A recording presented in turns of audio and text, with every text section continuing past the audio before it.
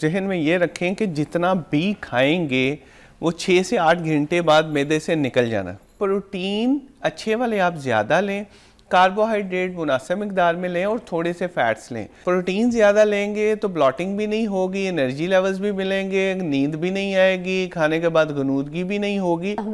कैसी तबीयत है? जी मैं ठीक। डॉक्टर उस्मान, हमें सबसे पहले बताइए कि हम कौन सी ऐसी गलतियां करते हैं स्पेशली रमज़ान टाइम पे, क्योंकि देखिए एक हमारा स्केड्यूल होता है जिसमें हम सुबह, दिन और रात हम अपना खाना, शाम स्नैक, ठीक है, इस तरीके की लाइफस्टाइल को जी रहे होते हैं। अब जब रमज़ान शरीफ आता है तो हमारा जब वो जो फाका टाइम हमारा होता है जिस वक्त हम कुछ नहीं खा रहे होते, तो उस टाइम पे ना हम बहुत भारी भारी फील कर रहे होते हैं। उस टाइम पे भी हम हल्के हल्के फील नहीं कर रहे होते हैं, एक्टिव नहीं फील करते। सहरी के बाद भी हमारा दिल करता है कि हम सोएं तो उसको उठे नहीं, ठीक है। हमारा पेट इतना फुल हो जाता है कि राइट आफ्टर सहरी या राइट आफ्टर हमारी इफ्तारी हमारे पेट में इतना पानी या खाना बढ़ जाता है कि हमसे सजदा नहीं होता। तो हमारी ये लाइफ किस तरीके से मॉडरेट कर सकते हैं हम अपनी ग़िज़ा को, अपनी चीज़ों को रमज़ान के टाइम पे? इसमें दो चीज़ें हैं। एक तो असूल जहन में ये रखें कि जितना भी खाएंगे वो 6 से 8 घंटे बाद मैदे से निकल जाना। जितनी मर्जी मिकदार में, एक पराठा खा लें, 4 खा लें, वो टाइम के साथ मैदे ने खाली होना है, इसलिए वो बर्दाश्त करनी पड़ेगी। दूसरी चीज़ ये, जो फूड की क्वालिटी है उसे चेंज कर लें। प्रोटीन अच्छे वाले आप ज़्यादा लें, कार्बोहाइड्रेट मुनासिब मिकदार में लें और थोड़े से फैट्स लें। अगर प्रोटीन ज़्यादा लेंगे तो ब्लॉटिंग भी नहीं होगी, एनर्जी लेवल्स भी मिलेंगे, नींद भी नहीं आएगी, खाने के बाद गनूदगी भी नहीं होगी और आपकी जो डेली की एक्टिविटीज़ हैं वो भी चलती रहेंगी। सर, अगर हम इसको बिल्कुल स्टार्ट से अलिफ बे पे ते से समझाएं देखने वालों को, आम इंसान को, कि जब हम खाना खाते हैं, जो मुंह में निवाला लिया हमने, इस लुकमे का जो सबसे पहले एक सफ़र है वो किधर जाता है, वो कहाँ जाता है, इस तरीके से हमें समझाइए ज़रा। सबसे पहले मुँह में आप खाने को चबाते हैं, लुआब उसके साथ मिलता है, फिर खुराक की नाली से मैदे में जाता है। मैदे में वो स्टे करता है। कितनी देर में जाता है, कितना टाइम लेता है अपने मैदे में फौरन पहुंच जाता है। चंद मिनटों में मैदे में वो स्टे करता है, जिससे आपको फीलिंग आती है कि पेट भरा हुआ है। उसमें चाहे हम चाय पी रहे हैं, खाने के बाद रोटी खा रहे हैं, चावल खा रहे हैं, दाल खा रहे हैं, चिकन खा रहे हैं, मीठा खा रहे हैं, उसके ऊपर सब कुछ, वो केक, पेस्ट्री, सब कुछ। उस मैदे का साइज क्या है? मैदे का साइज हर किसी का डिफरेंट है। कुछ का बहुत छोटा है, कुछ का बहुत बड़ा है। कि तकरीबन 2 से 2.5 लीटर मैदे में एक टाइम पे फूड आ जाती है। कुछ लोगों के मैदे बहुत बहुत बड़े होते हैं। मतलब अगर मैं इस हिसाब से बताऊं, इतना कोई? हाँ, इससे डबल इतना कोई मैदा? इतना मैदा इसके अंदर ये सारा जो है ना क्वांटिटी जमा हो रही है चावल की, जो पूरी इतनी बड़ी प्लेट हम बनाते हैं सैलेड की, खानों की, हर चीज की, वो इस सारे इस मैदे के अंदर जमा हो रही है। Oh my God. और एट अ टाइम एक दफा उसने मैदे में जाना है और स्टे करना है। अब फॉर एग्जांपल ये सुबह का नाश्ता है, ठीक है, 2 पराठे, अंडे, इसके अंदर सब कुछ है, चाय, सारा कुछ, मीठा, खीर, सब कुछ, सूजी। अब ये आपका मैदे में कब तक रहेगा? दिन के खाने तक रहेगा? डिपेंड करता है। लिक्विड ने 2 घंटे में क्रॉस हो जाना। जो फैट्स हैं उनको 7 से 8 घंटे लग सकते हैं। जैसे फ्रूट्स हैं वो जल्दी गुजर जाएंगे, सब्जियां हैं जल्दी गुजर जाएंगी, गोश्त थोड़ा टाइम लेगा, पराठा उससे ज़्यादा टाइम लेगा। इसलिए हाँ, लेकिन ये टाइम 8 घंटे से ज़्यादा नहीं हो सकता। अच्छा, 8 घंटे के अंदर उसने खाली होना है। बीमारी है तो एक अलग बात है। मैदे से किधर जाता है? मैदे से छोटी आंत में, छोटी आंत से बड़ी आंत में। अच्छा, बड़ी आंत के बाद जिसम से उनका साइज क्या होता है मैदे की जो आंतें होती हैं? वो तो बहुत लंबी है, 7 मीटर तक है। और कितनी चौड़ी होती है उसकी, क्या स्पेस? उसका डायमीटर जो है हर जगह का फर्क है। जिस तरह अपेंडिक्स है वो बहुत छोटी है। स्मॉल जो छोटी आंत है उसके आगे 3 पार्ट्स हैं, ड्यूडेनम, ज्यूजेनम, आइलियम। तो इजीली गुजर जाता है, इजीली वहां से गुजर रहा होता है। फिर बड़ी आंत आ जाती है, जैसे कोलन कहते हैं। कोलन का नाम अक्सर लोगों ने सुना होता है। तो कोलन का डायमीटर थोड़ा बड़ा होता है और उसके बाद फिर जिस्म से वो खारिज हो जाता है। अच्छा, इतना कोई टाइम लगता है उसको?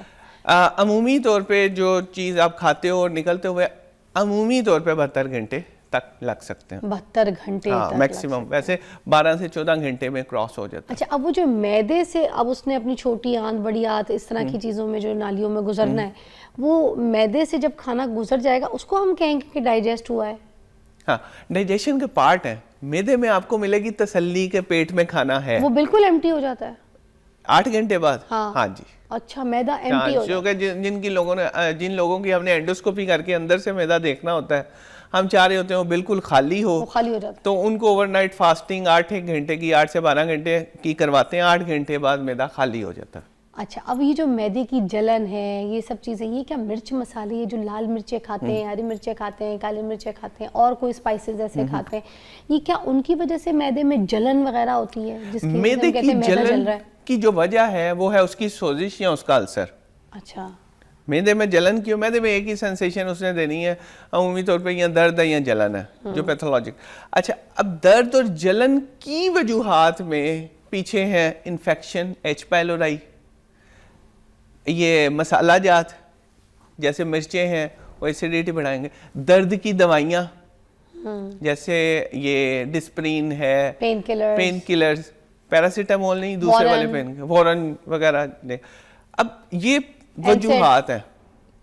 एनसेड्स तो सही करते हैं ना। अच्छा, ठीक करती है। हाँ, एनसेड तो एसिड कम करता है, लेकिन ये एंट एसिड सही करते हैं। NSAIDs non steroidal anti inflammatory drug जो है वो इस जलन को बढ़ाती हैं। अच्छा। तो एच पाइलोराई हो गया, दर्द की गोलियां हो गई, मिर्च मसाले हो गए, और इसके अलावा कुछ जरासीम और भी हैं, कुछ वायरसेस हैं जो मैदे की सोजिश करते हैं। अच्छा, या उसका अल्सर बनाते हैं। ठीक। अल्सर और सोजिश को जिस्म ने बताना है कि मुझे अल्सर और सोजिश हो गई है, वो दर्द की सूरत में। अच्छा, अब ये जो तेल वगैरह होता है, ये क्या करता है, हमारे मैदे को कुछ ख़राब करता है जाके? तेल वाले खाने, मुर्ग मुसल्लम, फिर तरी वाले नहारियाँ, पाए, इसका क्या मसला आता है? क्या वो मैदे में ग्रीस जम जाती है कोई? जैसे अब जैसे कोकोनट ऑयल की अगर मैं बात करूं, इस मौसम में अगर हम डब्बा खोलें कोकोनट ऑयल का तो अंदर से जमा हुआ होता है, उसी तरह क्या खाना भी हमारे जाके जम जाता है जैसे घी जमा होता है फ्रिज में? नहीं, ऐसा नहीं होता। क्या होता है ये तो कंफर्म बात है कि मैदे में से उसने गुजर जाना है 6 से 8 घंटे बाद, फिर और ये तेल ने मैक्सिमम क्या 12 खराबी की हमारे तेल ने जिस्म में, बॉडी में एब्जॉर्ब होना है ना। हाँ, जब बॉडी में एब्जॉर्ब होगा, लिवर में से गुजरेगा, कोलेस्ट्रॉल वगैरह सारा कुछ, उसका पार्टिकल्स बनेंगे तो वो नालियों में जमना है, खून की नालियों में, मैदे में नहीं। अच्छा, खून की वहाँ नालियों क्यों में नहीं जमता? वहाँ जाके वहां पे ज्यादा खतरनाक है। तो मैदे में क्यों नहीं जमता ये? मैदे में क्योंकि वहां पे तो हजम हो जाना है ना उसने। अच्छा, डाइजेस्ट की वजह से। उधर तो एंजाइम्स हैं जो उसे प्रोसेस कर देंगे। बड़ी आंत की नालियों में भी नहीं जाके जमेगा? खुराक की नालियों में तेल नहीं जमता। अच्छा, वो दिल की नालियों में, जैसे दिमाग की शरियाने हैं, दिल की शरियाने, उनमें जम सकता तो वो है। तो बहुत बारीक शरियाने भी होती हैं। हाँ, बड़ी। ये सब बताने का मकसद आपको पता है क्या है? डर जाए, जरा ख्याल कर ले। कॉलेज जो होता है या दिल का अटैक होता है वो इसी वजह से इसी होता वजह है से ना, होता नालियां है। बंद हो जाती अब हैं। समझ आया? तो रमजान में सबसे ज्यादा तेल ही है, पी रहे होंगे तेल, पी रहे होंगे हम लोग। ब्रेक लीजिए।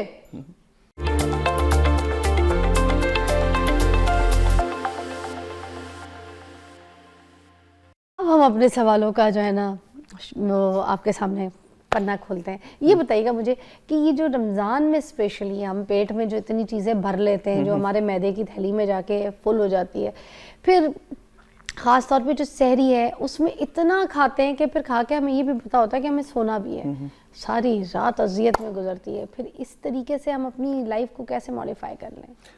2 काम करते हैं। एक तो खाना और सहरी जब टाइम ख़त्म होता है उससे आधा घंटा पहले अपना खाना ख़त्म कर लें,